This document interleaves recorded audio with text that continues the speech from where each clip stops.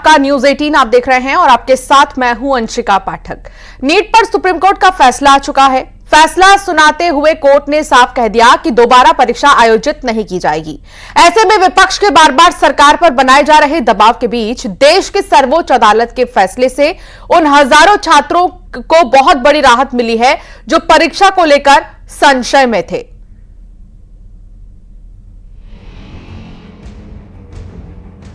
NEET UG मामले में supreme court ने दोबारा परीक्षा कराने से इनकार कर दिया है। कोर्ट ने कहा कि पूरे देश में पेपर लीक या गड़बड़ी होने के पर्याप्त सबूत नहीं है। ऐसे में एग्जाम रद्द करने की मांग सही नहीं है। पूरे देश में दोबारा परीक्षा कराने से 24 लाख छात्रों पर असर पड़ेगा। ऐसे में पूरी परीक्षा रद्द करना उचित नहीं है। पूरे देश में पेपर लीक होने की बात साबित करने के लिए अदालत के सामने कोई ठोस आधार नहीं था।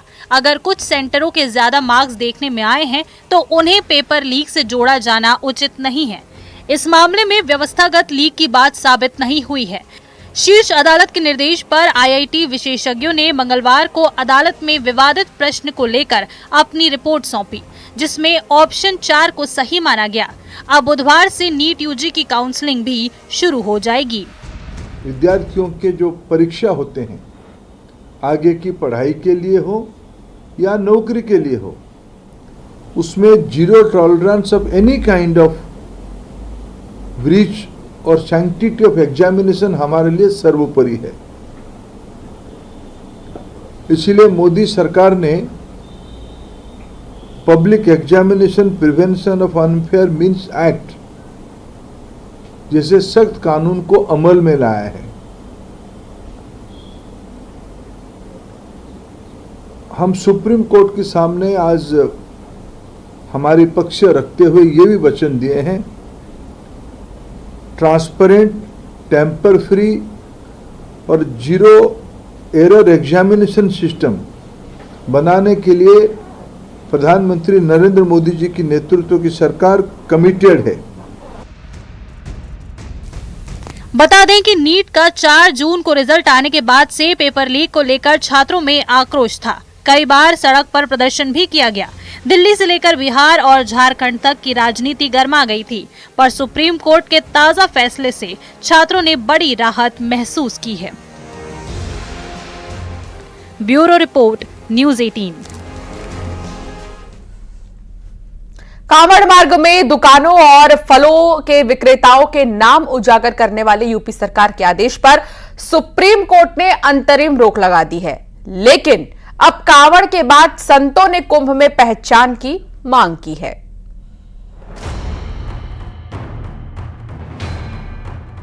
पांच 5,000 आने वाले चाहे 2,000 जितना भी लोग आने वाले, उनका आधार कार्ड भेजो। मेले में 1,000 राम सिंह आएंगे। आपका आईडी रहेगा तो आपकी सुरक्षा भी रहेगा और मेला का भी सुरक्षा रहेगी। ये उनकी मांग जायज है, हम उसका समर्थन करते हैं। देश जो है वो संविधान से चलता है, किसी के फरमान, किसी के कहने से देश नहीं चलेगा। यूपी में कांवड़ यात्रा रूटों पर नेम प्लेट विवाद को लेकर मचे बवाल के बीच में अब प्रयागराज में होने वाले महाकुंभ मेले में भी पहचान पत्र अनिवार्य करने की मांग उठने लगी है।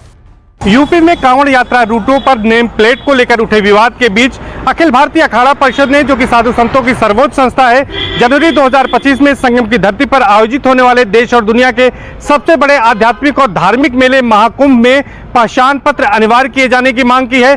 13 जनवरी 2025 में विश्व के सबसे बड़े धार्मिक और आध्यात्मिक महाकुंभ मेले का आयोजन होने वाला है।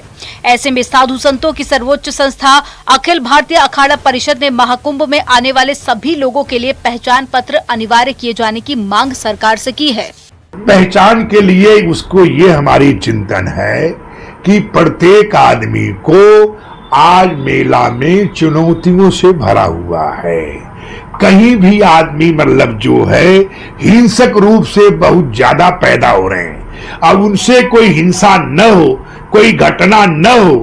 5,000 आने वाले चाहे 2,000 जितना भी लोग आने वाले, उनका आधार कार्ड भेजो और ग्राम के सेक्रेटरी जो है वो मोहर प्रमाणित करके या सरपंच प्रमाणित करके कि यही व्यक्ति है। अखाड़ा परिषद की ओर से मांग की गई है कि मेले में आने वाले सभी लोग अपना पहचान पत्र लेकर साथ आएं।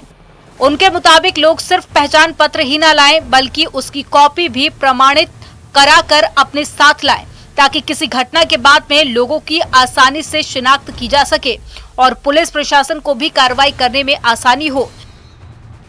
बीजेपी का कहना है कि आखिर पहचान बताने में किसी को ऐतराज क्यों है।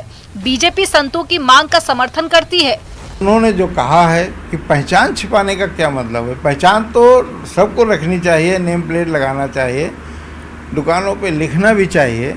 भले ही सुप्रीम कोर्ट ने इसको मना किया है, लेकिन अपनी पहचान सारे लोग पहले से भी लगाते रहे हैं। कुछ लोग जो चोरी करते हैं वही नहीं लगाते हैं, बाकी सभी लोग लगाते हैं, तो लगाना चाहिए। ये उनकी मांग जायज़ है, हम उसका समर्थन करते हैं। देश जो है वो संविधान से चलता है, किसी के फरमान किसी के कहने से देश नहीं चलेगा। और संविधान ये कहता है कि हिंदुस्तान का एक एक नागरिक पहले भारतीय है, उसके बाद कुछ और है। यहाँ पर हिंदू, मुस्लिम, सिख, ईसाई सब आपसी सौहार्द में रहते हैं। और अभी आपने देखा होगा कि जिस तरीके से हम आभार प्रकट करना चाहेंगे माननीय सर्वोच्च न्यायालय का, जिन्होंने एक फरमान जारी किया था उत्तर प्रदेश की सरकार ने, उसको जिस तरीके से रद्द करने का काम या अंतरिम आदेश तक उस पर रोक लगाने का काम माननीय सर्वोच्च न्यायालय ने किया। अखाड़ा परिषद ने इससे पहले कावड़ यात्रा मार्ग में खाने पीने को लेकर दुकानों पर नेम प्लेट लगाने के सरकार के फैसले का समर्थन किया था। इससे पहले योगी सरकार के आदेश पर कावड़ यात्रा मार्ग में आने वाली दुकानों और ठेलों पर खाने का सामान बेचने वालों की पहचान बताने को भी कहा था, जिस पर सियासी पारा हाई हो गया था। हालांकि सरकार आदेश पर सुप्रीम कोर्ट की अंतरिम रोक के बाद में इस पर फैसला आना अभी बाकी है। अब देखना है कि अखाड़ा परिषद की इस मांग पर शासन और प्रशासन का क्या रुख रहता है और सरकार इस मामले में क्या फैसला लेती है। सर्वेश दुबे, न्यूज़ 18 प्रयागराज। तो डिजिटल युग में सरकारी अर्जियां तक ऑनलाइन लगाई जा रही हैं, लेकिन एमपी में अधिकारियों तक अर्जी पहुंचाने के लिए लोगों को लोट लगानी पड़ रही है। मंदसौर के बाद अब सिवनी में भी लोट लगानी पड़ी है। यहां एक शख्स 12 दंडवत करते हुए अपनी फरियाद लेकर एसडीएम के पास पहुंचा। देखिए, कोई लोट लगा रहा है तो कोई दंडवत कर रहा है। ये पूजा पाठ के लिए किसी मंदिर नहीं जा रहे हैं, बल्कि अपनी अर्जी लेकर कोई कलेक्टर से मिलने जा रहा है, कोई एसडीएम दफ्तर जा रहा है, तो कोई मंत्री से मुलाकात के लिए जा रहा है। लेकिन क्यों? क्या सरकार ने कोई नया नियम निकाला है कि अगर लोट नहीं लगाई, दंडवत नहीं किया तो अर्जी नहीं सुनी जाएगी? क्या अधिकारियों या मंत्री के पास जाने का कोई नया प्रोटोकॉल बना है? आखिर माजरा क्या है? क्यों लोग लोट लगा रहे हैं?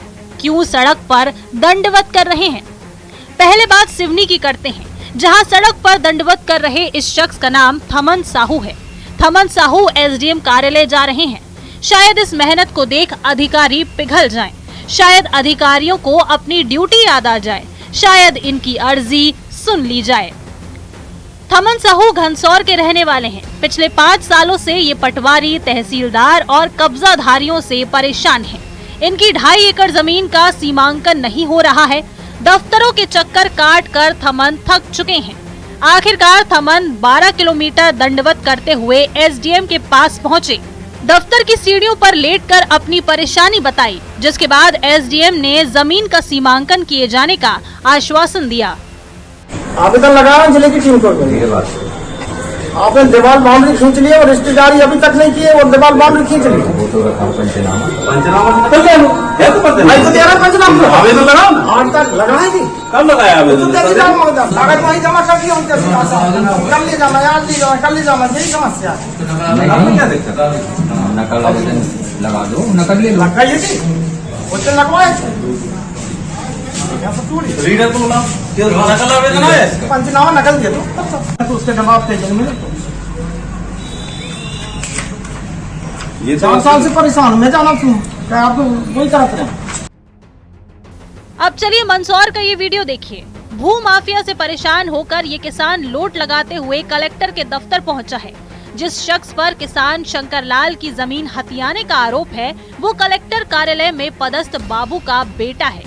किसान शंकर लाल का आरोप है कि अधिकारी गुहार नहीं सुनते हैं। बिना दलालों के तहसील में कोई काम नहीं होता।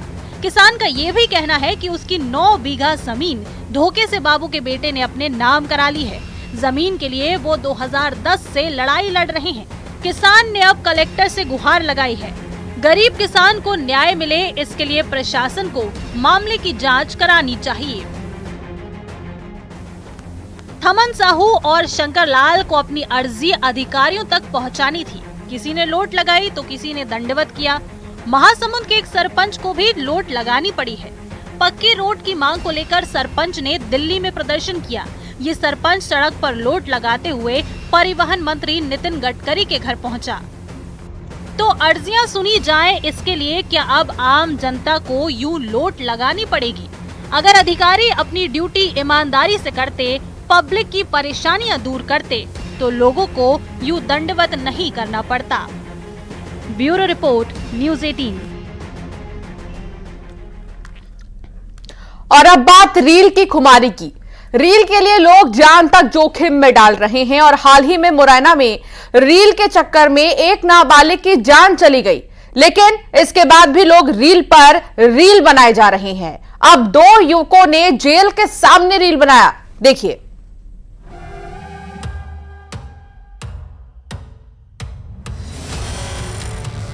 रील के चक्कर में लोग क्या क्या नहीं करते। कोई पहाड़ों पर चला जाता है तो कोई उफनती नदी में रील बनाता है, कोई जान जोखिम में डालता है तो कोई कानून तोड़ता है। मुरैना में भी रील की खुमारी लोगों के सिर चढ़कर बोल रही है। जरा ये तस्वीरें देखिए। जेल के बाहर 2 युवक पूरे टशन में रील बना रहे हैं। ये जता रहे हैं कि मानो जेल जाना इनके लिए शान की बात है। इतनी शान से ये जेल के बाहर रील बना रहे हैं मानो कोई बड़ी उपलब्धि हासिल कर ली हो। जेल के बाहर ये बेखौफ होकर रील बना रहे हैं, लेकिन जेल के प्रहरी कहीं नजर नहीं आ रहे।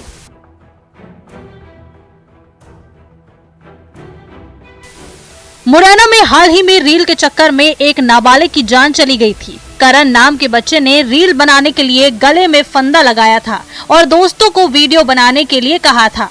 फंदा लगाकर बच्चा खुदकुशी की एक्टिंग कर रहा था। दोस्तों को लगा कि ये खेल चल रहा है, लेकिन ये खेल जान पर भारी पड़ गया। रील के चक्कर में 11 साल के करण की जान चली गई।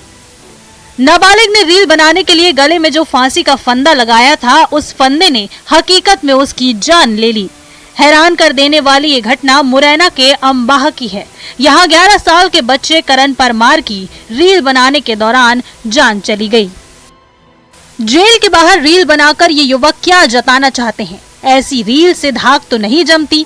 हकीकत में जेल जाने का मौका जरूर मिलता है। रील का शौक लोगों की जान पर भारी पड़ रहा है, लेकिन इसके बाद भी रील बनाने का दौर जारी है।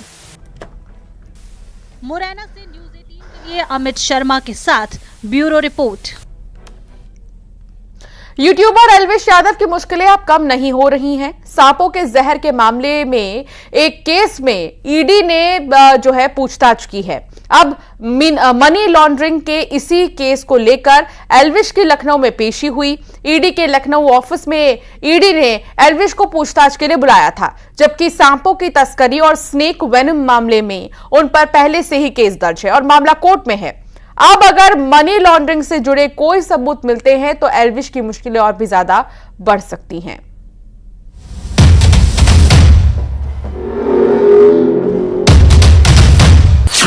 यूट्यूबर एल्विश, बढ़ गई मुश्किल। ईडी के दफ्तर में एल्विश की पेशी। ईडी दफ्तर में खड़े इस चेहरे को भला कौन नहीं पहचानता होगा।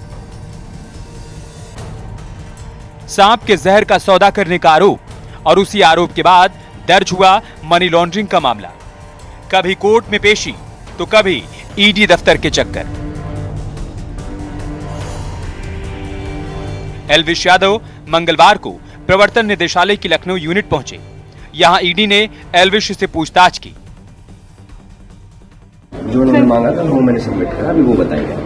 कई तारीखों से आपको बुला रहे थे, बार-बार एक्सक्यूज ले रहे थे, कोई खास वजह थी? सर आपने देखा नहीं था, मैं यूके में था, एक ही बार बुलाया ना एक बार। एल्विश के खिलाफ मनी लॉन्ड्रिंग का मुकदमा दर्ज है, जिसकी जांच लखनऊ के जोनल ऑफिस में की जा रही है। इससे पहले ईडी ने नोटिस देकर 8 जुलाई को एल्विश यादव को बुलाया था, लेकिन तब विदेश में होने की वजह से और अन्य कारणों के चलते एल्विश ने वो नोटिस स्थगित करने की मांग की थी, जिसके बाद ईडी ने 23 जुलाई को एल्विश यादव को पूछताछ के लिए बुलाया था। आज ईडी के लखनऊ जोनल दफ्तर पहुंचे एल्विश यादव। मीडिया ने वहां तमाम सवाल एल्विश यादव से किए, लेकिन एल्विश यादव ने मीडिया के सवालों का कोई संतोषजनक जवाब नहीं दिया। यूट्यूबर और बिग बॉस ओटीटी सीजन 2 के विजेता एल्विश यादव पर रेव पार्टियों में सांप का जहर देने के आरोप में मनी लॉन्ड्रिंग का केस दर्ज हुआ था, जिसके बाद प्रवर्तन निदेशालय ने एल्विश पर कार्रवाई की थी और उसी केस से जुड़े सवालों का सामना करने एल्विश लखनऊ पहुंचे थे। जो एलिगेशंस आपके ऊपर है कि सांपों की तस्करी करते थे और दूसरे कोर्ट में मामला जी, कोर्ट वाले बताएंगे। अभी आपको क्या लगता है कि क्या क्या चीजें अंदर आपको बुलाया गया है? मैं कैसे बताऊंगा, पहली बार आया ना। तो आरोप आप पे लगाए गए हैं, उन पर क्या कहेंगे आप? जी मैं पहले बता चुका हूँ, अभी सारी चीजें वो बताएंगे। आपको बता दें कि पीपुल्स फॉर एनिमल्स की संस्था ने एल्विश यादव के खिलाफ नोएडा में रेव पार्टी में सांपों का जहर पहुंचाने का आरोप लगाया था। केस दर्ज होने के बाद पुलिस ने संस्था के साथ एल्विश यादव के एजेंट और सपेरों को सांपों का जहर बेचने के बहाने बुलाकर 17 मार्च को गिरफ्तार किया था। पुलिस की पूछताछ में एल्विश यादव ने सभी आरोपों को खारिज कर दिया था। हालांकि पुलिस की जांच में एल्विश यादव की संलिप्तता की बात सामने आ रही थी और उसी मुकदमे के आधार पर ईडी ने मनी लॉन्ड्रिंग का मामला दर्ज किया है। 17 मार्च को एल्विश गिरफ्तार हुए थे। इससे पहले एल्विश के दोस्त और हरियाणा के मशहूर गायक राहुल यादव उर्फ फाजिलपुरिया से ईडी ने पूछताछ की थी। ईडी ने फाजिलपुरिया से लखनऊ ऑफिस में करीब 7 घंटे तक पूछताछ की थी। असल में फाजिलपुरिया ने अपने एक गाने में सांपों का इस्तेमाल किया था। ईडी ने शक के आधार पर फाजिलपुरिया से पूछताछ की थी। ईडी को शक था कि फाजिलपुरिया को एल्विश ने सांप मुहैया कराया था। इससे पहले एल्विश यादव को 17 मार्च को नोएडा पुलिस ने पार्टियों में सांप के जहर के इस्तेमाल की जांच के सिलसिले में गिरफ्तार किया था। Bureau report, news 18। TV actress Jasmin Bhasin की आंखों में बड़ी दिक्कत आ गई है। उन्होंने दावा किया था कि उन्हें दिखाई नहीं दे रहा। कॉन्टैक्ट लेंस लगाने से दिक्कत बताई जा रही है। एक्सपर्ट का इस पर क्या कहना है, ये आपको दिखाते हैं।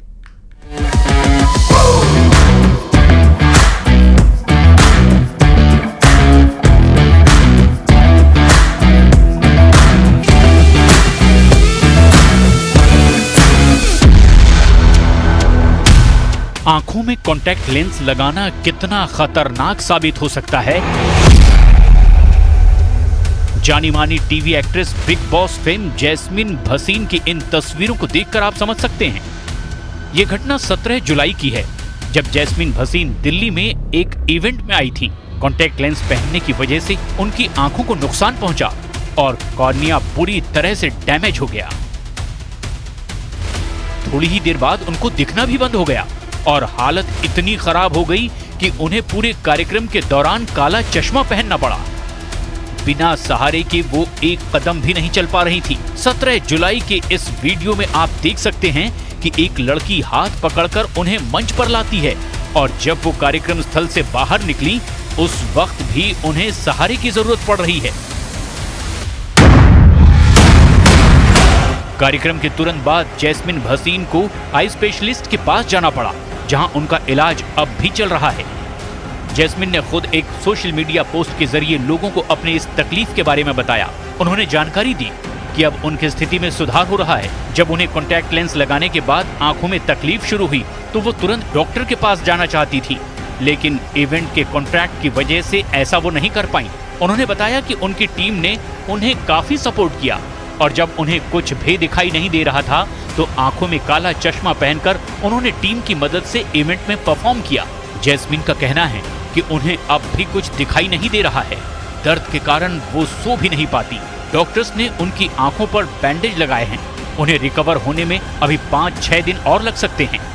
सबसे इम्पोर्टेंट है कि जब आप अपने कॉन्टैक्ट लेंसेज को हैंडल कर रहे हैं, उन्हें यूज़ कर रहे हैं, तो उनकी साफ सफाई में आपको बिल्कुल सावधानी बरतनी है। जब आप अपने कॉन्टैक्ट लेंसेज लगा रहे हैं या निकाल रहे हैं तो आपके हाथ आपको धोने चाहिए, साबुन से ड्राई करने चाहिए और फिर अपने कॉन्टैक्ट लेंसेज को हैंडल करना चाहिए। सो आप अपने कॉन्टैक्ट लेंसेज निकालिए और कॉन्टैक्ट लेंस क्लीनिंग सॉल्यूशन से इनको क्लीन कीजिए और उन्हें कॉन्टैक्ट लेंस बॉक्सेस में डाल दीजिए। कॉन्टैक्ट लेंस लगाने की वजह से जैस्मिन की आंखों का जो हिस्सा डैमेज हुआ है उसे कॉर्निया कहते हैं। ये आंख की पारदर्शी सुरक्षात्मक बाहरी परत है जो धूल, गंदगी और कीटाणुओं को आंखों में जाने से रोकती है।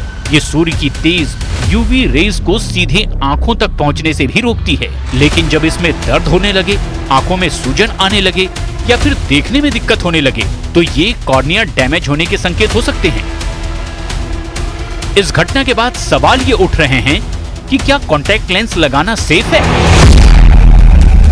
तो अगर आप भी कॉन्टैक्ट लेंस लगाते हैं तो आपको कुछ सावधानियां जरूर बरतनी चाहिए। जैसे कॉन्टैक्ट लेंस एक दिन में 6 से 7 घंटे के लिए लगा सकते हैं, इससे ज्यादा देर तक न लगाएं। कॉन्टैक्ट लेंस लगाने के दौरान आंखों को बार बार छूने से बचें। ज्यादा गर्मी या उमस में रहने से दूर रहें क्योंकि आंखों में पानी आना खतरनाक साबित हो सकता है। अगर कॉन्टैक्ट लेंस लगाने से चुभन या जलन होती है तो आंखों को रगड़े नहीं। कॉन्टैक्ट लेंस लगाने के कोई साइड इफेक्ट नहीं होते, लेकिन एक छोटी सी चूक आपके लिए मुसीबत पैदा कर सकती है और आपकी आंखों की रोशनी भी छीन सकती है।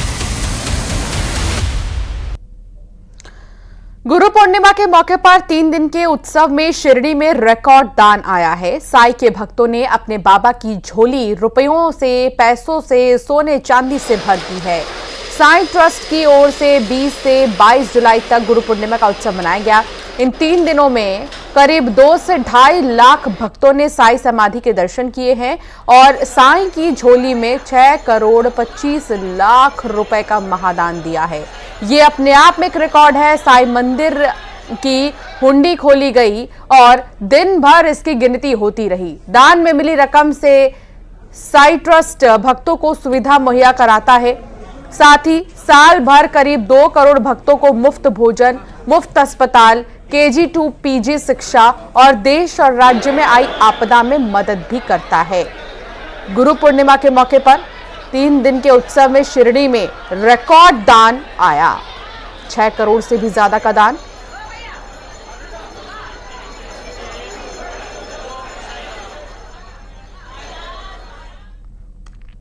और अब खबर इंदौर से, जहां 65 वर्षीय मनचले मरीज की शिकायत की गई है। 25 वर्षीय लेडी डॉक्टर ने थाने में इसकी शिकायत की है। पुलिस ने आरोपी मनचले को गिरफ्तार कर लिया। आरोपी सलाउद्दीन खान को गिरफ्तार किया गया है। इलाज के दौरान डॉक्टर को लव लेटर दिया था। लेडी डॉक्टर को शादी का प्रस्ताव दिया, जिसके बाद इसकी शिकायत की गई है। लेडी डॉक्टर को उसने शादी का प्रस्ताव दिया इलाज के दौरान। बता दें कि जो मरीज है वो 65 वर्षीय है और जो डॉक्टर है वो 25 वर्षीय है। यहां पर इस तरीके से प्यार उमड़ा 65 वर्षीय मरीज में कि उसने लव लेटर ही लिख दी डॉक्टर को और शादी का प्रस्ताव रखा। हालांकि अब आरोपी सलाउद्दीन खान को गिरफ्तार किया गया है। थाना संयोगितागंज क्षेत्र में MYH में एक महिला डॉक्टर को एक 65 वर्षीय बुजुर्ग जिनका नाम सलाउद्दीन खान है, उनके द्वारा 2 पत्र दिए गए, जिसमें टूटी फूटी हिंदी लैंग्वेज में उनके द्वारा पत्र लिख किया गया और संपूर्ण पत्र और उनसे बातचीत उपरांत पता चला कि वो उन महिला से शादी का प्रस्ताव रख रहे थे और थोड़ा सा उनकी मानसिक। बुलेटिन में फिलहाल इतना ही, आगे भी खबरें जारी रहेंगी।